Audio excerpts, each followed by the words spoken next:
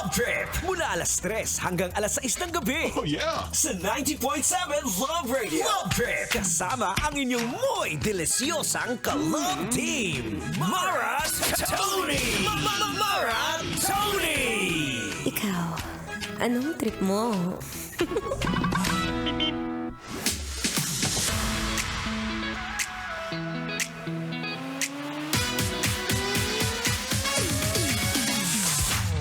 Kabisyo, minsan ba nakakaramdam ka ng kapag kinakain mo siya? Uy!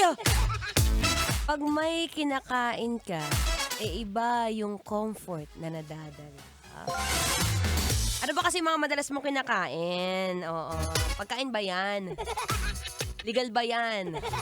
O, kasi minsan, di ba, may mga ibang pagkain yung hindi sila FDA approved. So, minsan, nakakatakot kumain kapag ka hindi legal.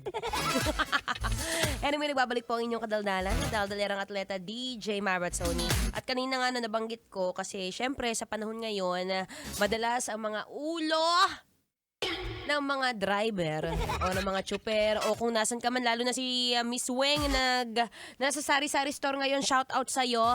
May mga moment talaga ng hirap hindi mainis. Agree or disagree? Nako, agree.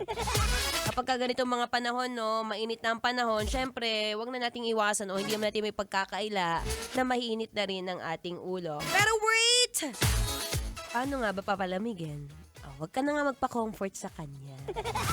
Kasi nga sabi ko sa'yo, may mga iba't ibang trip kung saan pwedeng-pwede ka makakuha ng comfort sa pagkain. Ay, narinig mo na ba yung comfort food, ha?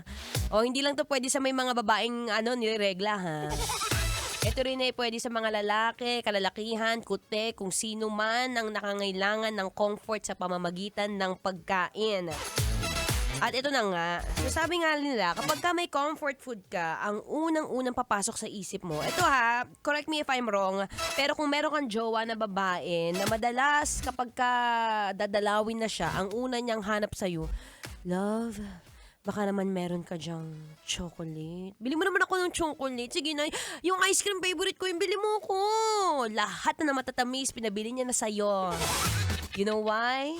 Oh, because chocolate is very rich in serotonin. Hindi mo kinakaya.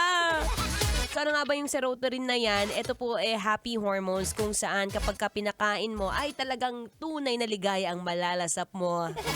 Ayan, nasa mga maiinitin ng ulo, mag-stack ka ng chocolate ngayon. Mas maganda siguro yung mas mataas yung cocoa content o yung kanyang cacao content pag nakikita mo yan sa nutritional facts. Ang daming hinahanap.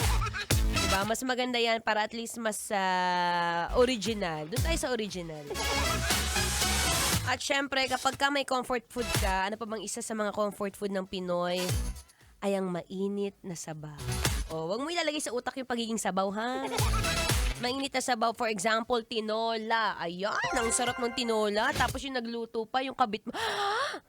Hindi yung kabit. Siyempre, masarap ang tinola, lalo na kapag ka medyo nakakaramdam ka ng sakit ng ulo, nakakaramdam ka ng paglalagnat, diba? Sabi nga nila, soup is the best medicine. Sabi ko lang pala yon. Pero kung may lagnat ka, pwede mo itry yan. Pag hindi maganda pakiramdam mo, soup is the answer. Sarap kaya sumup-soup. And syempre, ano pa bang pwedeng comfort food ang may offer kahit yung mga tipong budget-friendly lang. Diba? Ayaw natin ng mamahalin. Mahirap kapag mamahalin, ano. Narinig mo na ba yung nilagang baboy? Ay, nako, ang sarap ng nilagang baboy. Alam mo kung bakit? Bukod sa masarap yung pag hinihigop, yung mga tipong nagdidikit na yung labi mo sa sobrang langis. Syempre, ang baboy nagbibigay din ng additional protein.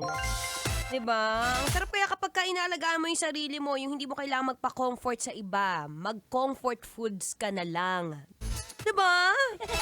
Huwag ka nang asa-asa-asa dyan. Hindi pwede yan. Hindi nakakahatid saya yan.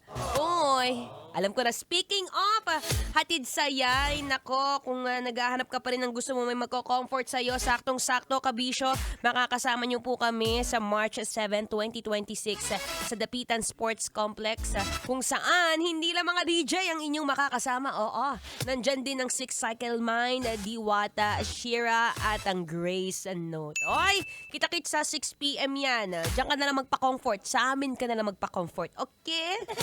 Asya kayo magbabalik maya-maya lamang para tuloy-tuloy ang iyong feel-good music. Ang ngayong Feel Good Wednesday. Dito pa rin sa 90.7 na Love Radio. Kailangan ba bang i-memorize yan? Basic. Metro's #1 Love Radio. Basic!